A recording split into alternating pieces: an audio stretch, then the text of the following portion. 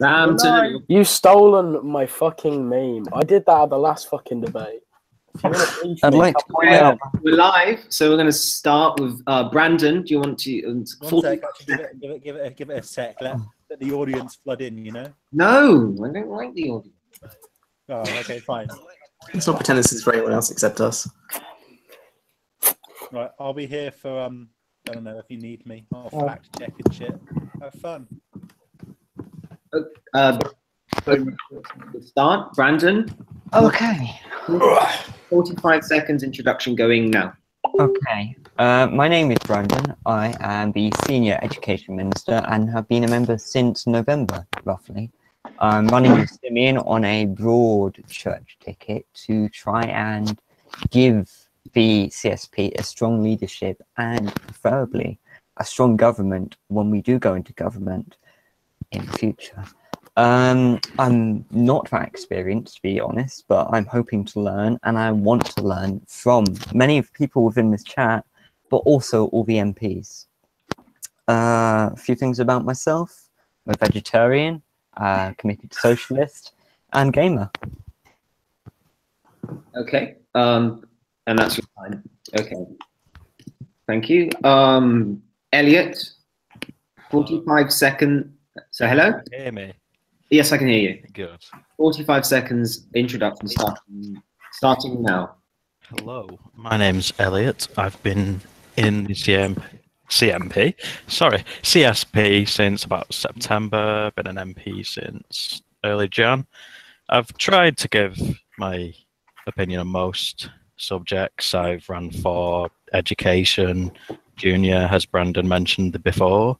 I ran for the junior defence as well. I made a lot of posts, tried to do my best campaigning in that, and I'm running on the ticket with Georgia. I hope you can see sense and vote for Lomax Hindle.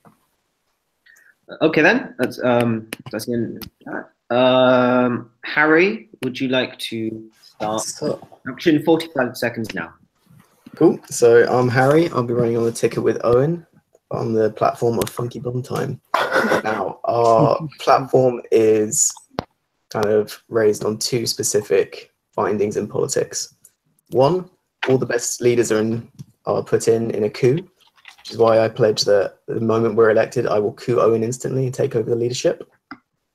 And two, that all the best political leaders of the last few years have been memes. So you look at Trump, he had all his "don't stump the Trump" shit. Jeremy Corbyn had his "oh, Jeremy Corbyn" things. And of course, the Leave campaign had the great meme, "fuck off, we voted Leave." So we know that we will be successful when we lead this party. Okay. And Miles, 45 seconds starting now. Where do I start? I was some guy who made some party or something quite a bit ago. Now I'm junior chancellor. I've been in the positions of leader, deputy leader, junior shadow chancellor, chancellor in government, now junior chancellor again. Obviously taken a bit of a break recently, but trying to get more involved. Our ticket is by far the most experienced and easily the best to do the job. I don't even know why we're having a debate, to be honest. Okay, and that's your time. So, Sam? Yes. 45 seconds starting now. Yes, so I've been an MP since, I think, July. I think second to Miles, I'm the most experienced person here. So I've been the Junior Defence Secretary, and then I was the Junior Defence Secretary both in opposition and while we were in government. I have been the Defence Secretary now, or Shadow Defence Secretary now, for some months. I'm running on a ticket with Morgan Bremen Jones, who is, I'm not actually sure how you pronounce his middle name because it's Welsh and shit. But yeah, we're running our ticket primarily based on we think we have the experience and the ability to appeal across the party. And what we know may be the most experienced ticket on there, we at least were never queued by our own party. That's your time. Okay, so this question is about, okay, how does your ticket promote the CSB being a broad church? So the CSB, proud broad church party. Brandon, you said something about being the broad church ticket. So would you like to start? Okay, so obviously, if you watch the leaders debate, you will know that Simeon's within the red square, which is something which is a bit odd within the CSP, but we are a broad church party and we believe that anyone on the left should be able to join us, even the moderates and the trots. Well, maybe not the trots, but me on the other hand, I am Green Square. I've always been a member of the Green Square, and therefore I believe that me and Simeon working as a team can represent the whole of the CSP much better than any other candidate. No offense. Nah, therefore, that's why I think you should vote for us.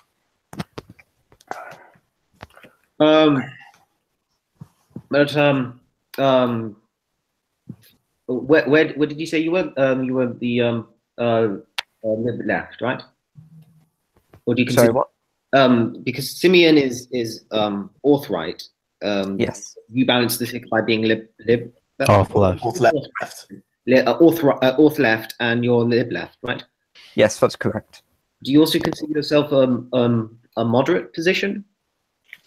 Personally, well, compared to the rest of the chamber, I don't consider myself as a moderate. But within the party, I'd say I'm pretty moderate. I'm not one of the softies, as I would say, who's closer to the centre than, say, Len, who's 10-10. But I'd say within the party, I'm pretty moderate. And, yeah.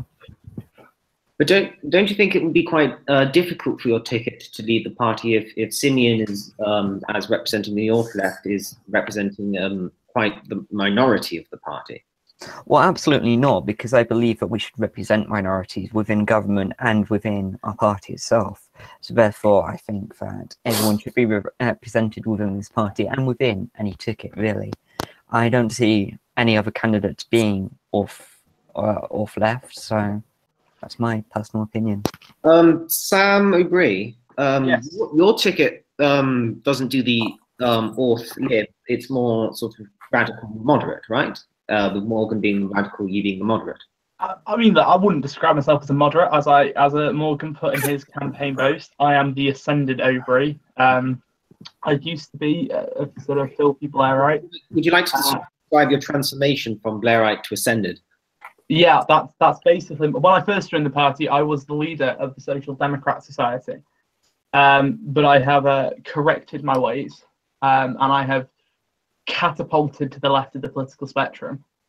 But no, I am definitely I have far more sympathy, I would say, with sort of the moderate wing of the party than others, in the sense I have come from that wing. I sort of understand, even though I may not necessarily always agree with it, I understand a lot of the logic, I understand a lot of the sort of reasoning behind why people, in that section of the party hold the views that they do. And also I have, because that was sort of the section of the party I came from, it's probably where I have sort of personally got the widest base of support, and consequently I sort of be able to reach out to that wing very well, whereas Morgan is quite well liked in the radical wing of the party. So I think we act, as a broad church, we act as quite a good way of trying to sort of bridge the moderate and the radical wings, given that even though I may not be as moderate as I once was, I'm certainly not going to take a hostile position towards moderates or allow a hostile position to form. Okay, but you are both of the lib left square, right? Yes, we are. So how would your ticket take into account the more ortho-left positions, such as that of Simeon Denko? I mean, look, I contrary to what Francois believes, when I actually don't have that much hostility towards the Red Square. I actually, from a pragmatic point of view, I am probably more Red Square in some regards than my sort of political compass test would show. I am very pro. I support a big military. I sort of would be willing to take a more conservative position on things like immigration in order to appeal to the working class voters. I believe in championing things like patriotism and civic nationalism. I don't think there's anything wrong with the sense of national pride. I think it's something that should be encouraged because I think it promotes a sense of a sense of collective responsibility within a nation, which I think is something the left is crazy for not being able to jump on. Okay, so next, Miles, your ticket is quite similar ideologically, isn't it? No. No? Or would you like to expand on that? We are by far the most broad-spanning ticket. I mean, I'm practically red box, and Len is like the most liberal you can be. Oh, okay. I mean, like, I'm a nationalist. I believe in big military, death penalty. I'm leaning towards certain issues that are definitely far more socially conservative. Obviously, like, I used to be in the same position that Len was in, -10, but I've moved up, and now I'm sort of in the middle. But I'd say I'm more leaning towards red box than green box. The only reason like I end up getting put in the green box is because of some issues, like I'm obviously pro gay rights, pro trans rights, pro decriminalization of substances, and that's why I end up getting put sort of. I think -0.1 or something on the social axis. But I think that we have the broadest span because definitely he's going to be pushing for very liberal things, whereas I'll be pushing for sort of certain other things. I think we'll meet somewhat in the middle and sort of satisfy most people within the party, in my opinion. But when it comes to the left-right scale and sort of radicalism and moderatism, you're both quite very left, and you both consider yourself radical, wouldn't you? Sorry, say again? Wouldn't you both consider yourself quite radical? Yeah, I suppose so. However, I do obviously have a lot of time for moderates. I mean, when I appointed the original cabinet, I made sure that there was a spread of ideology, like letting in people like Morgan, who is a moderate. I'm sorry, he just is, and people like that, and obviously yourself, Jamie. I very much respect yourself. So, Sam, would you like to respond to that? Because he's talking about your running mate. Yes, can you just clarify his regard? Sorry, it sort of became a little bit difficult to hear on my end. Would you just be able to clarify the remarks you made so I can respond to them? Yeah, I think my signal's pretty sketchy because I can't hear you guys very well. Okay, so Miles said that Morgan is a moderate.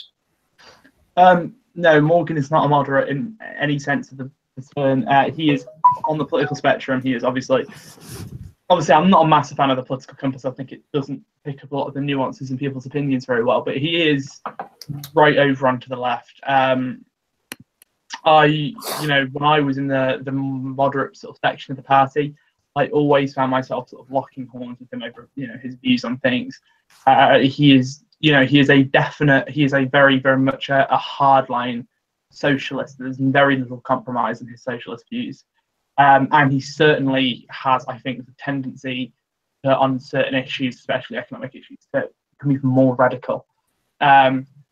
While he may not be as sort of hardline as some, I think the only reason he may even seem moderate is because there are some fairly hardline people in the party who, in sort of comparison to, but being moderate, slightly moderate in comparison to some pretty hardline people, does not make you a moderate. It's a relative thing. It's a relative thing. But no, I would not class him as a moderate in any way. Okay, so Miles, sort of counter that? Would you like to go back to what you said? No, I don't want to go back on what I said. It's just certain issues that I've seen him talk about in other groups that aren't the chamber. He's put off like a faux image of himself. I love the kid, but he's not like there's nothing wrong with being a moderate, but I just think you're both fairly moderate candidates, and I would worry about representation for key elements of the party that are further left, because the party is overall sort of a further left party compared to, say, setting up a party like. I think we might be able to sort of show how each ticket is when it comes to actual policy a bit later. But we are on this question, so I thought Harry. Hello. I'm not entirely sure if so. I'll just sort of ask. how is your ticket going to sort of represent the broad church nature of the party? Well, I'd say we're actually most for a church ticket because, well, any member of the party, whether you're tanky, anarcho-communist, social democrat, democratic socialist, we all have arseholes and we can all enjoy arseholes. So a funky bum time can be had by all. So that's I think that You know what? I am withdrawing my candidacy and pledging support to the Funky Bum Time ticket on that basis. Thank you very much. Okay, so that's quite a succinct summation of your point. So, Elliot, would you now like your ticket in Georgia? Well, if you take reference to the picture I put in the CSP page, I have put everyone in the I'll go have a look at basic square, and I think me and Georgia have probably the most balanced ticket there is. I'm ever so slightly into the red square, just about -9 plus maybe 0.5. I think with me and Georgia being relatively new, people's opinions may not have been built very well or quite hardened, but I think Georgia, for one, is a very hard-working bill writer and has been an effective interim leader since the other guys backed away. I think just visually looking at it, I mean, I know Sam made reference to the fact that Political Compass isn't very accurate, specialized or accurate, but it gives a nice average. As you can see, it's probably we're on either side of the CSP spectrum. So I think if you take the average of both of our candidacies, it represents everyone in the CSP. So you were talking about how what Georgia's done for the party, her hard-working nature. I think maybe we can sort of link it to the next question, which is how are you going to support your leader? So should we start with Harry? Hello. Because you said that you were going to coup your leader as soon as you came into power. Yeah, absolutely. So Question. The answer to the question is that you're not going to support your leader when you get I mean, absolutely, yeah. I'm very open about that. As I said, all the best leaders are installing coups. All of them? All of them. So Castro, Stalin, Nick Clegg. I think that's the best answer we're going to get in the entire thing. So Thank you very much. we'll move on to Miles. How are you going to support Leonard Dovey? How am I going to support what? If your ticket comes into power, yeah, how are you as deputy leader going to support your leader? How am I going to support my leader? Well, I think that the idea of electing a ticket or electing a leader and a deputy is always that deputy leader is going to be sort of an advocate and sort of a consultant for the leader. So in my kind of position, I would be more a supportive role for Len. If say he was having, if he was busy, then the deputy leader would obviously cover some of those duties. I mean, there's been, there's a lot of things you have to do as a deputy leader, but I think the most important role is sort of a supporter, an advocate, but also someone who can hold that person to account if they're making a policy decision that isn't for the good of the party. And if people are kind of, let's be honest, from the position of say like junior foreign secretary, you're hardly going to be able to hold the leader to account and stop them from putting through a bill. I think the deputy has to be sort of the mouthpiece of the party and sort of advise the leader as to the direction that they need to take in order to fulfill the will of the people in the party, but also the MPs, and keep everyone happy and make the CSP electorally viable inside the chamber. And Elliot, as you said, that Hello. you're the most broad in terms of ideology. If you go by the scale you recently just sent to the party, so do you think it's at all possible that you may have to seriously scrutinize Georgia's position as being maybe liberal, Well, libertarian? Well, I think that puts us in a better position than you would think, because if, say, Georgia comes out with these liberal policies, then I could advise her in the opinion of someone who is slightly into the off square. So I've seen with a lot of Georgia bills being quite liberal. I do support a lot of liberal things myself. Sometimes I'm in the green, sometimes in the red. But I think the fact that, sorry to link it on to before, but the fact it is so broad and we're so far apart on the spectrum of the CSB, I think if a bill was to be proposed which was slightly off, Georgia would take my advice in, oh, sorry, something happened then. Georgia would take my advice in the opinion of the off side of the party. Not sure what I want in my mic then. Okay, but apart from scrutiny, how else would you support your leader, Elliot? Well, I mean, I've tried to run. Well, I have run for a couple of positions in the cabinet, unsuccessfully, unfortunately. I think Georgia does a very good job on her own of coming out with policies and bills, etc. I'll do my best to write my own, of course, add little amendments from my opinion, because I've not actually done that so far with any of the bills that people have brought out so far. In regards to helping her directly, I think it's obvious the role of a deputy leader is to support the leader's solid stance on things, instead of, you said scrutinizing, but sometimes you do need to take sort of the left unity approach of, if the leader wants to do this and some people are disagreeing, it's the deputy leader's job to fully stand them up and support them from underneath. Sorry for the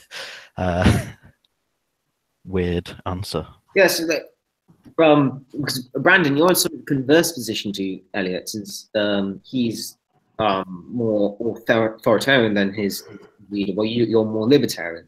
So, if we're talking about the sort of scrutiny idea, can you sort of conceive of the situation where you'd have to challenge Simeon's potential authoritarianism?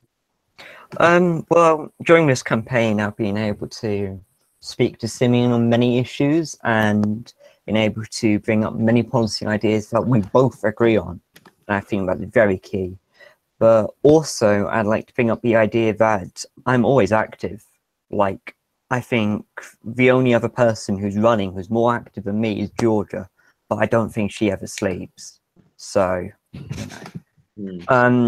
additionally to that, I can confirm that she doesn't. Okay. Along with that, I've also single-handedly created an election sheet already, which shows individuals who have not voted for our party ever, and individuals who have voted for our party and when they last did so. I did this without being asked, and I did this, it took me about a week. So it shows that I'm already very committed, and I can also prove this by stating that if we were to get the entire party to vote for us, which is an issue I'd like to raise, we would have 86 MPs, which is higher than both the CIP and the RCP combined. Wait, are you talking about getting all of our voters out there? That's what I'd like to see. I don't think it's possible, honestly. Consider that the CIP have upwards to 1,000 members in their group, yet they never get all of them out. Yes, that is true, but they have a very low turnout compared to us. Let me just check. They typically have a turnout of 32%, and I'm not exactly sure what we have currently, but We're normally over 50% if that helps. exactly. How do you think?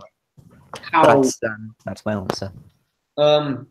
No, we can get back to that because I don't think I've asked Sam about him supporting his leader. Do you like to talk about Oh shit, my video's on. I was going to say, mate. Yeah, okay. No, I didn't mean to see that. Right, okay. No, look, me and Morgan have known each other for a very long time. And so we work together very well. We sort of we get along quite well. But the big thing I think that would really sort of help that I would sort of be able to support with is I have quite a lot of connections and sort of prior sort of discourse with a lot of the other members of the chamber, especially high-profile members in the other parties. It's something I've sort of worked on quite a lot, especially around election time, is building up sort of relationships with the people in the other parties, and as a result, can you name pardon? Can you name some of these connections? No, I haven't met anyone in real life because I don't leave the house, but like Theo Long, Leon Haselden, Wild Jack, we can't say his name because it's the chamber, but Mr. Jack Castelluccio Cramp. It's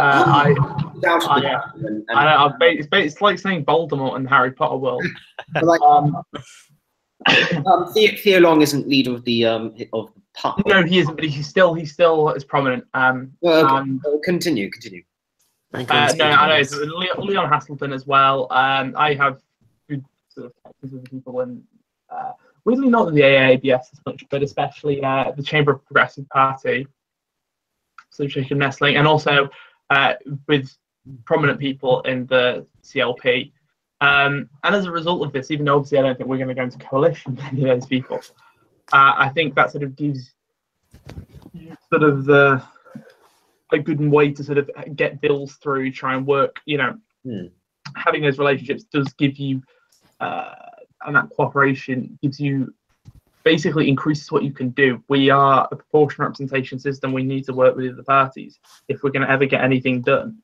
So having somebody with sort of, I think, the connections within the party would be useful. So that's something I would do, I think, whereas I would be very good on the internal front, I'd be quite good at working within the chamber itself and building up the connections with the party.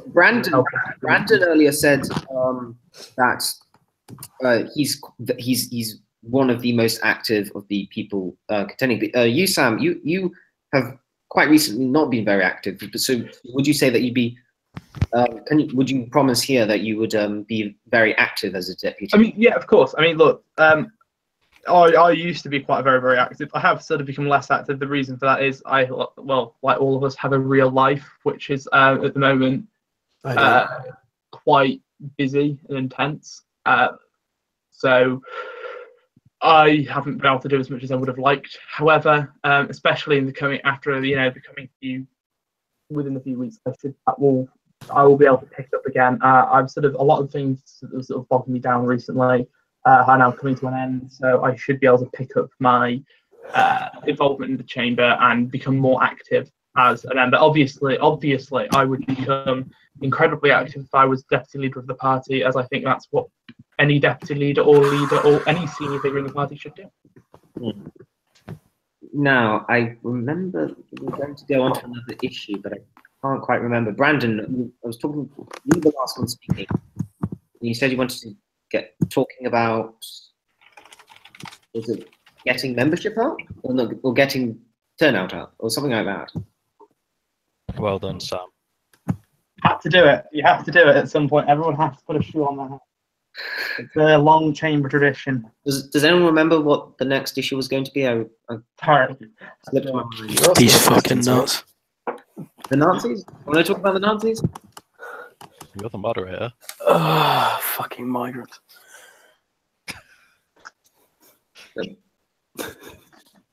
I'm kidding. When you talk about these blue people coming over here and taking the honest working Britain's jobs, I've had enough of it. It's time we got out. I've got a few questions from the last debate, which I think could come back and be quite specific. So, like quite specifically, like how would my honourable friends, no, will my honourable friends explain their opinion on the Rwanda people and the Chagos Islands? This is something very important to myself. I don't know who sent that one. So, does anyone want to talk about the general foreign policy when it comes to oppressed minorities? I will. Yeah, okay, you answer that. Yeah, effectively, in my opinion, I take quite a sort of interventionist stance when it comes to sort of. Well, is this different? Because I know the question about the Chagos Islanders, Chagos Islanders. But do you want me to just talk about that, or do you want me to talk about it in general? But if the Chagos Islands and the Rohingya people from Thailand, Myanmar, are quite prominent. Yeah. But like any sort of issue where we've got oppressed minorities.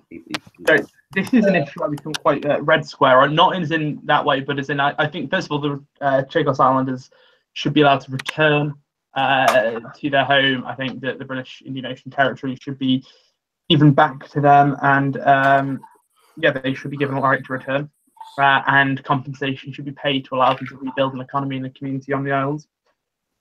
Furthermore, in regards to like the Rohingya, I would believe that through the UN, if possible, even potentially not through the UN, if it's not possible, that military action should be taken to stop human rights abuses. Otherwise, we are going to see what potentially could be a humanitarian crisis on the level of genocide. And I think that is one of the cases in which military action is absolutely justified.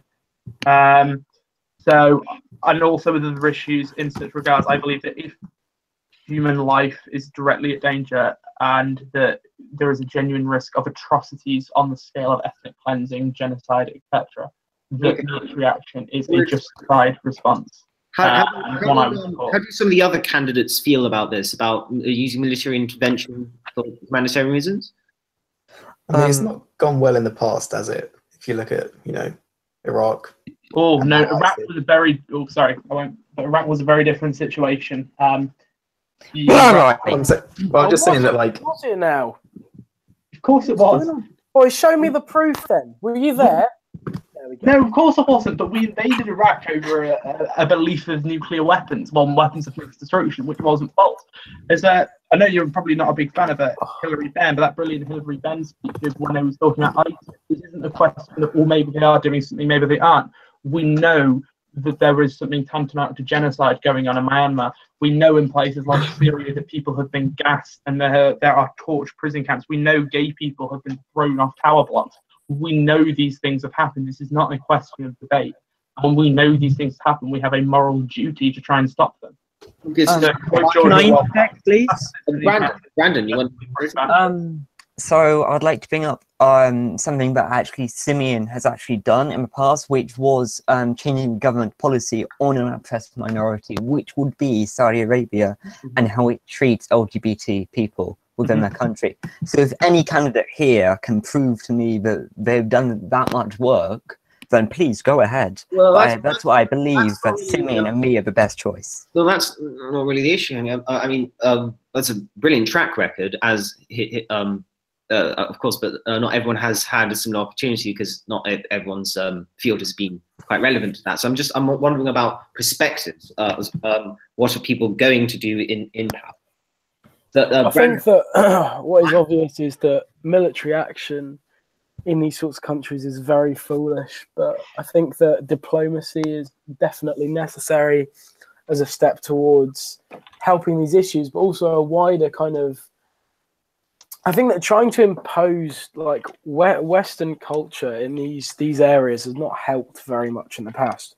So I think the idea should be focused on getting these countries to basically sort the fucking act out and not trying to sort of intervene and install our own systems upon them, because that's never worked. I mean, look at Libya, look at Syria, and look how fucked they are right now because we tried to put democracy. Also, Rwanda, where we saved millions of lives. Oh my God. Yeah, basically, we should look at trying to tackle the issue via talking to these people, but trying to violently instill our own ideology on certain countries doesn't go well. Okay, Elliot hasn't had a word in. In fact, he's been muted for some reason. Oh no! My microphone. to do things on its own. Sorry, what was the question? Well, we've been talking about Interventionism. Yes, that's the sort of general gist. Do you have an opinion on this? Well, When it comes to serious sort of like genocides or oppression of minorities? Yeah. Well, militarily, I think using the military to invade another country, to topple a regime, is a bad idea. I think initially the first thing you need to do in that situation is diplomacy times 10. I mean, putting boots on the ground, putting no-fly zones in these random places, Myanmar or wherever Sam was talking about, it's never a good idea. Look what happened in Libya. Look what happened in Iraq. All you do is you topple one regime, another takes its place. You need a plan of action in this sort of situation. Okay, so go straight in. Both you and Miles have talked about diplomacy, but what happens when diplomacy doesn't work? Let's say that Boris Johnson is now in Myanmar talking with the leader, Aung San Suu Kyi. What if diplomacy has there's no solution found through diplomacy? What would the next course of action be? Sanctions. Yeah, sanctions. I was about to say. Sanctions. Okay. But I think violent military action as a first reaction is some of the most short-sighted things you could do. It's just absolutely foolish to think that that's going to work. Absolutely foolish that that's going to get a good reaction and that's going to instill some kind of value. If anything, it will just turn people against our country because they'll look at it and they'll go, look, it's the stupid white man oppressing us again, as we have done through history, through the British Empire, through Libya, Syria, and trying to instill our own ideology in other countries. It doesn't work.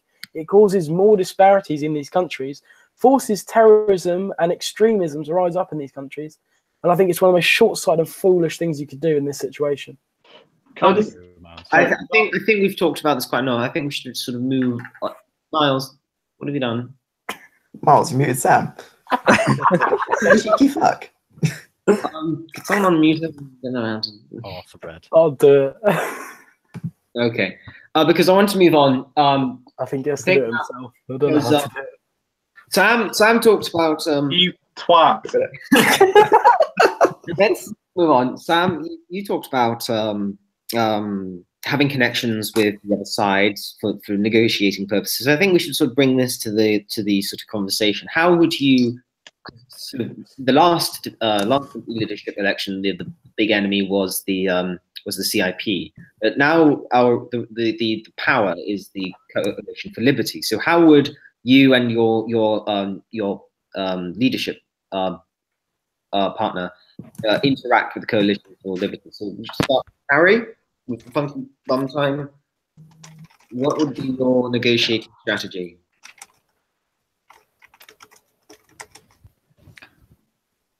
Yeah. I'm answering first, yeah? Yeah. Well, first thing you got to get is good relations, really. And one of the best ways to form good relations is a shared appreciation of shit posting. How would you sort of... Wait, hang on. I'm hearing myself like in echo. Sorry? Shit, sorry, my audio is fucking up. I think they've hacked us. I'm not hearing any echo. No, it's just me, I think. Yeah, so best way to get good relations is the shared appreciation of shit posting. So Sam and I have been involved in a long thread involving studies, waiting for the CLP to provide some studies on inheritance tax. And we have members of the RCP and other parties getting involved in that. And we've all been very friendly about it. It's been lovely. Okay. Elliot. Elliot? Hello? Hello. Yeah. So if you like to... Sorry. The question was, how would you and your leadership and leadership ticket interact with the Coalition for Liberty? Well, I think that going on before, the fact me and Georgia are quite new candidates, some people may have never heard of us. So I think going into negotiations being friends with someone, I'm not accusing Sam of being friends with anyone else or any other candidates, but I think representing the party purely based on policy and being a new face, a fresh face, is quite a good way to go about things, because no one's got any prior opinion of you. They can only take you at face value. Here are my policies. What do you want to do? Sort of thing. There isn't any scandals that we've been involved in. There's nothing external to the fact, apart from we go into these negotiations with the policy, talking to the leaders of the CLP, the RCP, whoever, and just say, right, we want to do a deal on this bill. That's it. There's no friendly backstabbing or negotiations behind closed doors sort of things. Okay. Brandon. The question was interacting with the Coalition for Liberty.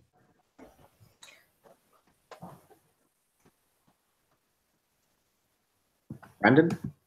Oh, sorry. Didn't hear you say my name. Kind of cut out there. Personally, I feel that currently the CSP leadership has been kind of weak with how they've been handling the CFL, and I've seen a lot of dictation by the CFL towards our party. And personally, I don't think that's how it should happen. We were within, when was it? January, we were the largest party. That's just a fact. We should not be treated like a junior party, and we should not jump into bed with the Liberals, especially when they treat us like crap, to be honest. That's my honest opinion. So you would take a more hard stance towards the Coalition for Liberty? Yes. Okay. Absolutely. Miles, would you similarly? Well, I mean, I think that a hard stance has to be taken on some issues, because we just fundamentally won't agree with these people on some issues because their ideology is pretty crap. But I think that I bring something very unique to debate and gaining a sort of relationship with us and the Liberals, because I have personal relationships with many of them via things like the Radical Jewish Party. 10 out of 10 anyway, but I know quite a lot of them, and so I feel like it would be a lot easier for me to come in and gain bills being pushed more into our favor, such as, I mean, I know Guy, Gabby Jury, and Theo Long and all them lot, Jacob Collick, Gelmoyd, but I don't think he exists anymore, really, does he? But I feel like also my position as a cabinet moderator, I have some sort of relationship with a lot of people in the cabinet, and I can really bring that to discussions, bend people's ear in our favour, and really make sure that the stances that are taken by the government are more beneficial to us than, say, the right-wing parties, because they're disgusting. That's about it. Sam, have you answered the question yet? No, I haven't. Our position with the Coalition for Liberty must be a constructive one, where we can get things through which are mutually desirable for both parties. We should, of course, work with them. I don't think taking a sort of an ideological, we won't touch them with a barge pole approach is helpful. If we can do things which will help advance both our cause and help the imaginary people that we represent and serve, that's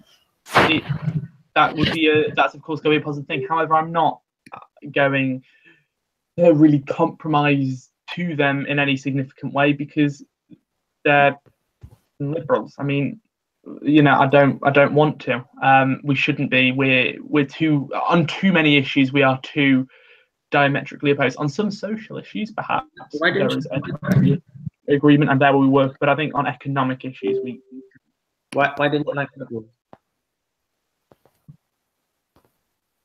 You don't like Liberals, Sam? I don't like Liberals now. I think we should get a little talk about specific policy, but like I'll sort of open it to the floor. Is anyone bringing any sort of specific policy which the party might not yet have? So personally, I'm an education minister and I haven't written this yet, but I want to end academisation and privatisation within the economy. I know that that's addressed within the manifesto, but we need to drill down on that. Personally, that's my opinion. Does anyone else want to jump in? Yeah, I think 100% inheritance tax needs to be introduced, as well as pushing for nationalisation of key industry within the UK, as well as environmental policies like, you know, electrification of the rails, which I don't think went through before, but certain things like that, more switching to renewable energy, as well as, of course, economic issues such as decreasing employment over taking that as a stance over inflation, prioritizing putting people into jobs and getting the economy going again via investment into certain industries to boost employment statistics. Also, I am a key believer in destroying anti-Semitism within the party, which I think certain people, especially people who are standing to be leader, have taken a very, very liberal stance to it, which they really shouldn't have. And I feel like... I mean, if you're going to do that, do you want to say specifically who you're talking about? Bollocks. I like her, but Georgia, she said that she would allow anti-Semitism in certain areas. And I'm sorry, I just cannot get behind that. I really cannot get behind that. Elliot, would you like to sort of either defend or... Well, I've not been too versed in the this debate. I basically just let it fly by then, not okay, in relation to the issue there. No, I do. Okay. I think in relation to the original pop-up question that happened with the ticket with, who was it? I can't remember the names. Them two Nazis, basically, who Georgia as interim leader. Brandon Henley and Chloe May Pinney. Yeah. I thought it was Brandon and Chloe. Yeah, basically, Georgia just took a stance and said, ban them. That's it. I think. I'll be frank with you. I completely disagree with that. It was something she had to be berated to do. Also, Sullivan was let in again, and I was actually the one. I feel like yesterday she's been okay, but I feel like yesterday Georgia was very lacking. I'll be frank with you. I had to take a stance as interim deputy, which is far out of my jurisdiction, and ban this person. Anyway, it was me who let him back in. Yeah, but Georgia basically let it slide. The issue is it's not actively doing something. It's the complacency and sort of waiting until people are basically hounding you to do something before you do it. It should be instinctive. This person has committed some sort of offence, has been racist blatantly, and just like... Do you mind if I interject? Yeah, go on, of course. It says a lot that your running mate actually was considering a vote of no confidence at like 3 a.m. this morning, and I personally agree, and I see the reasoning behind it. Yeah, it was. I felt sort of like my hands were tied, because obviously I do not want to, as her deputy at the minute, undermine Georgia's leadership, but I saw that there was nothing. It felt like fighting against a brick wall for something that should be so elementary. It was people asking for things to be done, which they shouldn't even have to be asked to be done, but then having to force someone who's supposed to be leader and supposed to have some grip over what's happening to just sit back and until he's practically berated into a vote of no confidence before she takes action on stuff. It's just not. It's not the mark of a leader. It's not the mark of someone who can take the helm of this party and take it in the right direction. Well, I think we should sort of put that thing to rest now. I think we should nearly come to an end. But I'd like to ask a more fun question. So this is to everyone. Fuck, marry, kill, Stalin, Lenin, Marx. Marry Lenin, fuck Marx, kill Stalin. mean, how old is Stalin? Stalin here. Oh, What Stalin was piffed to be fair Young to start with. Stalin. Young Oh, young Stalin. Evidently, you fuck Stalin, you kill Lenin, and you marry Marx. Why would you kill Lenin? He's like. Because I really want to have long, like, philosophical discussions with Marx, whereas I feel like Lenin, okay, yeah, he'd be good in the short run, but I feel in the long run he'd get on your tits. Oh, Brandon, fuck, marry, kill Stalin, Lenin, Marx. Fuck Lenin, marry Marx, and kill Stalin. Oh. And Elliot? I'm sorry to say, I'd say exactly the same. I think. Oh, we lost Harry. Is he coming back? He left like 10 minutes ago. Yeah, he did. Yeah. He said he was I having think we have to photo assume that results and he hasn't I yet. think the best assumption is that he'd want to fuck all of them. Yeah. Yeah. Because he wants the funky. In the bar. Yeah. Well, I think that concludes the deputy the February leadership election debate. Okay, good luck everyone tomorrow. Go back to poll, and first round, yes, will be tomorrow. Hey, it's the Good first luck. round tomorrow. Yeah, the first round is tomorrow. Oh, fuck. May Right, the best, okay. Stop packing your bag. I'll Stop hibernation packing your next bags, week. O'Brien. may the best person win. Hey, Georgia, now you're here. Do you want to? I mean, I would say may the best person win, but, you know, I'm not the best person, but I want to win, so. That's very humble of you. It's very honest. Very humble. You were saying something to me, Jamie? I was just wondering if you wanted to respond to Miles's thing, but I'm not sure if that's the best. So I don't know. Yeah. I mean, I can. Because it could just descend into chaos. I'm not sure. You can moderate, James. I'll. I mean, I can try if you want. If you don't want, I'll stop the broadcast. It's up to you guys. Please do. Can I ask a question to the panel? Okay. Okay. If you could bring one person who has left the chamber over over its existence back into it, so you know, Arjun, Seth, the Cramp, any of them, who would you bring back? I would bring Cramp just for the meme value and the fucking massive forehead. I don't know if I'm allowed to say this, but this is a bit before all of your time. But back in the days when the CSP didn't exist, there was a certain party called Red Star, run by he who cannot be named, William fucking. Oh. who jacked the first election and stopped it from even happening because he didn't think he'd win. I was chancellor of that party. And I remember messaging Marcus about a coalition, telling him to fuck off and he'd never win. Anyway, that's it. Yeah, or Durkin. I want Durkin in the chamber. Execute them.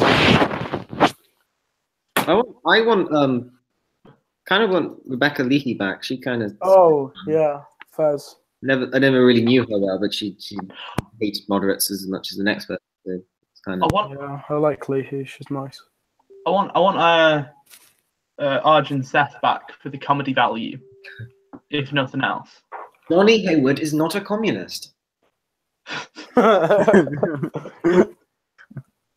Do I make myself clear? Do I make myself fucking clear? I think we should put that on. We can end it now. Right. Am I gonna respond, or are we gonna close it?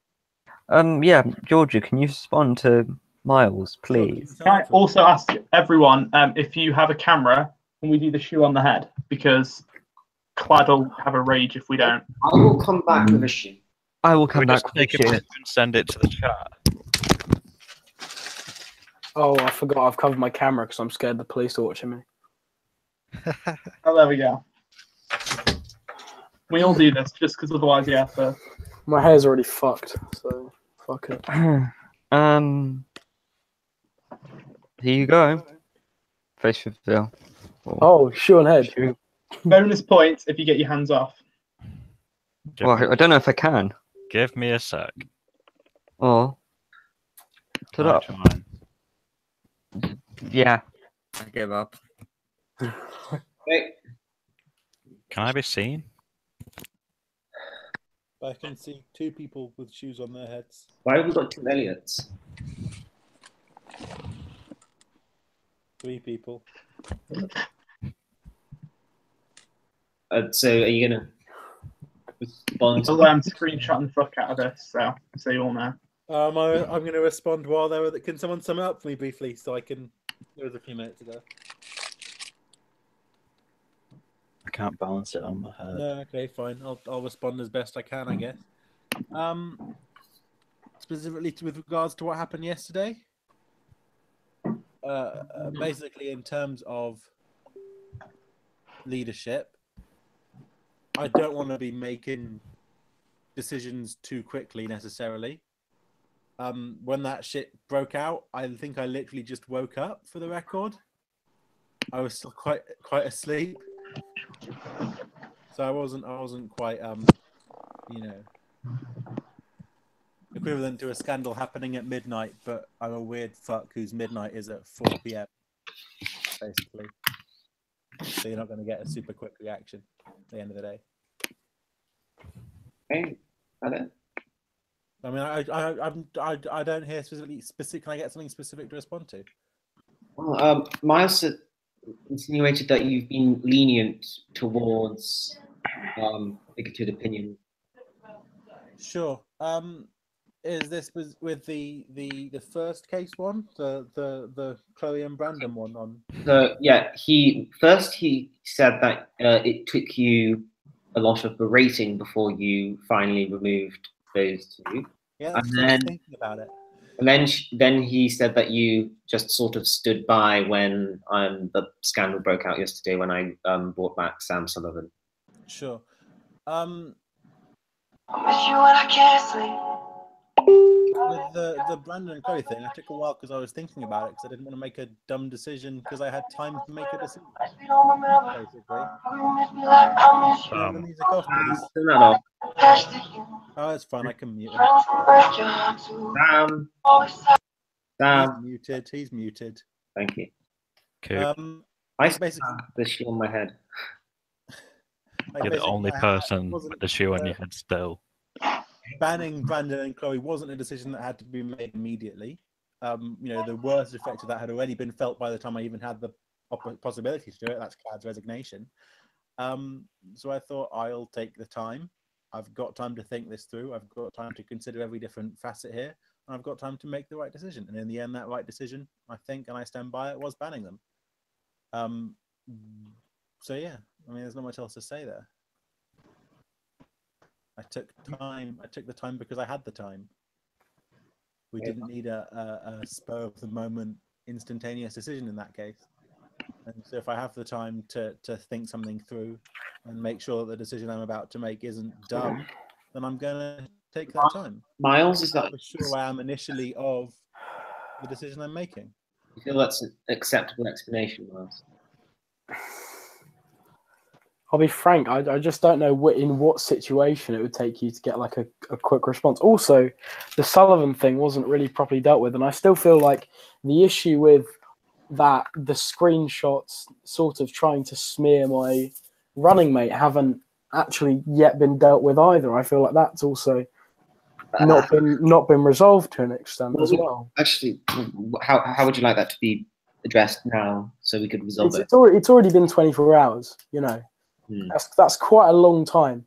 And I mean, although, you know, you can take your time and all this, I just don't feel comfortable letting things run for so long without kind of having a direct, and you need to be firm. That's what I'm saying. You just need to be more firm. You need to have an idea of what you want to do and how to achieve it, and have a vision for this party, which I feel like in some regards is slightly lacking at the minute. Okay then.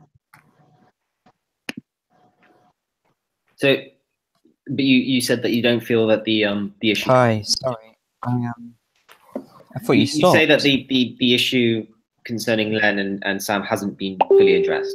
No, I don't think it has. So what should be done so that it can be addressed?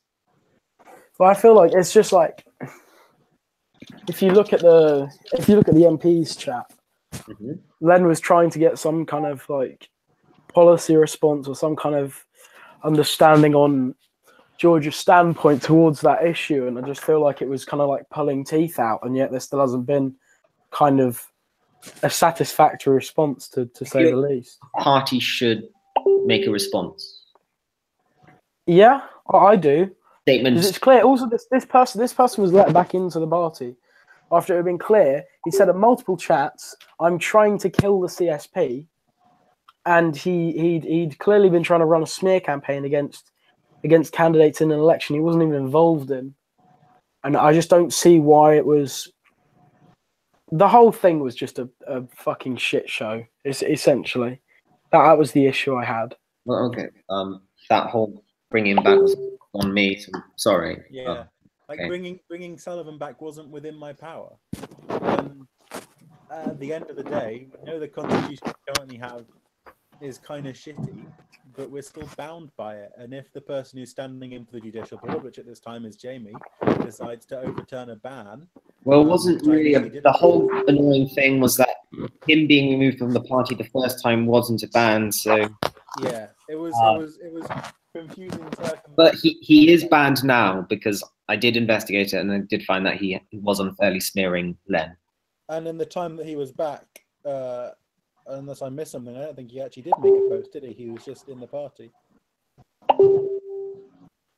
Like he didn't do any damage as I saw it from being back, unless I've missed something.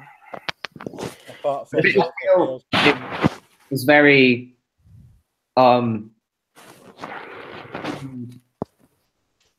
insulting to certain people. I just also want to damage because he came back, but there was no damage that he caused from being in the party group, except that damage he was just caused by being there. Like he wasn't shit posting, he wasn't trying to drop more scandals or anything. It just looks not very good. I had to ban him in the end. At the end of the day, I had to ban him, even though all of the party was asking for him to be banned. I was investigating at the time, and I did ultimately choose to ban him. So yeah, well, that's fine. That you did make the decision prematurely, but okay.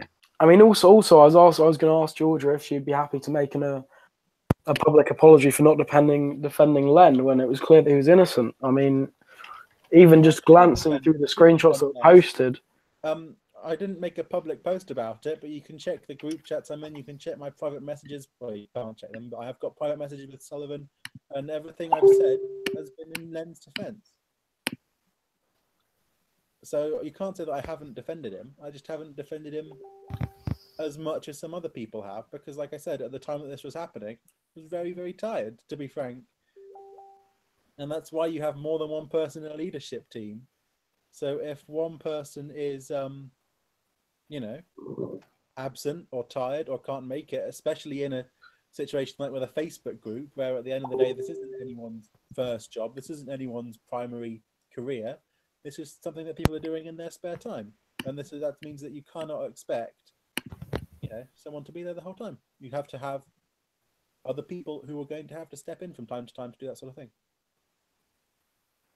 And that's why I have a deputy interim leader. That's you, Miles. That's why we have Jamie to replace the Justice Board. That's why you would have in a full administration, you might have chief whips or deputy chief whips. That's why you have ministers. That's why you have a whole structure, so it doesn't just fall apart when one person isn't there. Georgia. Yes. Do you mind if I ask? Obviously, Elliot, no offense to you, but you're very inexperienced, and we don't know you. We don't know your capacity. Do you think that Elliot would be able to handle that kind of thing? Honestly, yeah. I think you would. Yeah. Okay. Thank you. Is actually dedicated to the party. So while he hasn't been here for a particularly long time, neither have I in the grand scheme of things. Neither have I. Yeah. So it's like there are lots of people who are competing here who haven't been around for a particularly long time. But what does matter is I think that people who are competing have shown that they have the dedication to be like, okay, I'm willing to do this shit. It's not. It's and that's kind of what matters to quite a great extent. There, it's the I'm willing to do this. If you get what I mean. Like it's I'm willing to step back and say, or step in even and say, I've got the time to dedicate some of my time to the Chamber Socialist Party, and I don't think there's any candidate. I don't want to smear them, but perhaps with the exception of the O'Brien Berman Jones ticket, that hasn't been doing that in recent months. Fair enough. Yeah, I think we should bring this to a close. Sure. I already did technically bring it to a close, so I'm gonna. We've been live broadcasting still this live. whole time. Yeah. So I'm just gonna leave. Thank you all. Right. Stop Thank the you. podcast. See ya. Good That was night. Good luck Very tomorrow. Good night, everyone. Yeah. See Good ya. luck, everyone.